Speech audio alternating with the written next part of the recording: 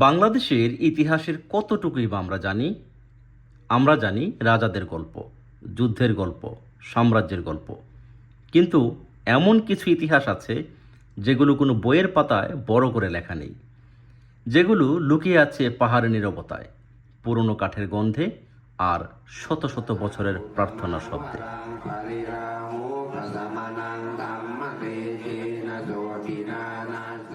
আজ আমি দাঁড়িয়ে আছি মহেশখালী দ্বীপে, কক্সবাজারের ব্যস্ত পর্যটন জগৎ থেকে মাত্র কয়েক কিলোমিটার দূরে।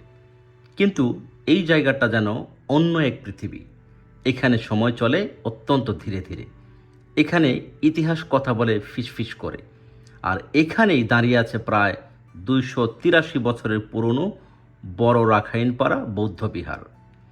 একটি বিহার যার জন্ম বাংলাদেশেরও আগে, একটি বিহার যা দেখেছে সাম্রাজ্যের উত্থান পতন, একটি বিহার যার দেয়াল হয়তো এখনও মনে রেখেছে 3 শতাব্দীর অজানা গল্প।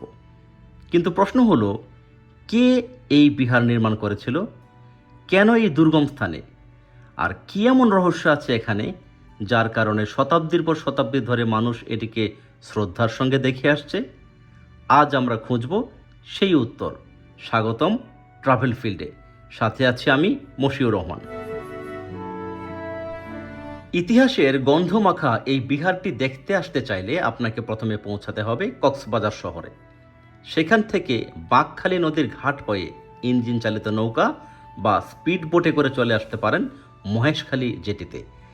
জেটিঘাট থেকে সহজেই টমটম বা রিক্সা নিয়ে আপনি পৌঁছে যেতে পারবেন মহেশখালী পৌরসভার অভ্যন্তরে অবস্থিত এই বড় রাখাইনপাড়া বৌদ্ধ বিহারে। প্রথম দেখায় এটি একটি সাধারণ বৌদ্ধ মন্দির মনে হতে পারে, কিন্তু আপনি যদি একটু থেমে গিয়ে তাকান তাহলে বুঝতে পারবেন এটি কেবল একটি ধর্মীয় স্থাপনা নয়, এটি একটি সময়ের ক্যাপসুল যেখানে সংরক্ষিত রয়েছে প্রায় 3 শতাব্দীর স্মৃতি।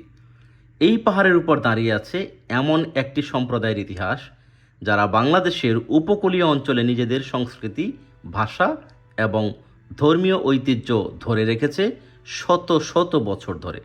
তারা হলো রাখাইন জনগোষ্ঠী। গল্পটা শুরু হয়েছিল বহু দূরে, আজকের মিয়ানমারের আরাকান অঞ্চল থেকে। রাজনৈতিক অস্থিরতা, যুদ্ধ এবং পরিবর্তিত পরিস্থিতির কারণে বহু রাখাইন পরিবার শত শত বছর আগে বঙ্গোপসাগরের উপকূলে চলে আসে। তারা নতুন বসতি গড়ে তোলে, কিন্তু নতুন ভূমিতে এসেও তারা ভুলে যায়নি নিজেদের পরিচয়। তারা নিয়ে এসেছিল তাদের ভাষা, তাদের সংস্কৃতি, তাদের ধর্মীয় বিশ্বাস, এবং সেই বিশ্বাসের কেন্দ্রবিন্দু হয়ে ওঠে এই বৌদ্ধ মন্দির। সম্ভবত সেই সময় কেউ কল্পনাও করতে পারেনি যে এই ছোট্ট উপাসনালয় একদিন 283 বছরের ইতিহাসের সাক্ষী হয়ে দাঁড়িয়ে থাকবে। এই বিহারের সবচেয়ে বিস্ময়কর বিষয় হলো এটি শুধু টিকে নেই, এটি এখনো জীবন্ত। ভাবুন, যখন এই বিহার প্রতিষ্ঠিত হয়েছিল তখনও বাংলাদেশ নামে কোনো রাষ্ট্র ছিল না। ব্রিটিশ শাসন পুরোপুরি প্রতিষ্ঠিত হয়নি।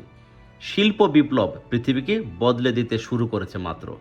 কিন্তু এই পাহাড়ে তখনও মানুষ ধ্যান করছিল, প্রার্থনা করছিল, শান্তির সন্ধান করছিল। এই বিহারের দেয়ালগুলো হয়তো সেই সব মানুষের কণ্ঠস্বর শুনেছে যাদের নাম এখন ইতিহাসে নেই, কিন্তু যাদের জীবন এই স্থাপনাটির সঙ্গে চিরতরে জড়িয়ে আছে। অনেক পর্যটক এখানে আসে, ছবি তোলে, ভিডিও করে, তারপর চলে যায়।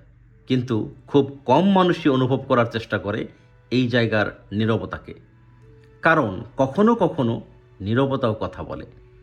এই বিহারের ভেতরে দাঁড়ালে মনে হয় চারপাশের পৃথিবী যেন থেমে গেছে। সমুদ্রের শব্দ দূরে মিলিয়ে যায়, পর্যটকদের কোলাহল হারিয়ে যায়, শুধু রয়ে যায় এক অদ্ভুত প্রশান্তি। হয়তো এটাই সেই শক্তি যা শত শত বছর ধরে মানুষকে এখানে টেনে এনেছে। পৃথিবীতে অনেক স্থাপনা আছে, অনেক স্মৃতিস্তম্ভ আছে, কিন্তু খুব কম জায়গায় আছে যেখানে ইতিহাস, সংস্কৃতি, ধর্ম এবং সময় একসঙ্গে মিশে গেছে। মহেশখালীর বড় রাখাইনপাড়া বৌদ্ধবিহার ঠিক তেমনই একটি স্থান। এটি শুধু একটি বিহার নয়, এটি একটি জীবন্ত ইতিহাস, একটি সম্প্রদায়ের আত্মপরিচয় এবং নীরবতার ভেতরে লুকিয়ে থাকা প্রায় 3 শতাব্দীর গল্প। হয়তো ভবিষ্যতে আরও অনেক কিছু বদলে যাবে, কিন্তু এই পাহাড়ের উপর দাঁড়িয়ে থাকা বিহারটি তখনও মনে করিয়ে দেবে ইতিহাস কখনো হারিয়ে যায় না। ইতিহাস অপেক্ষা করে কেউ একজন এসে তার গল্প শুনবে বলে।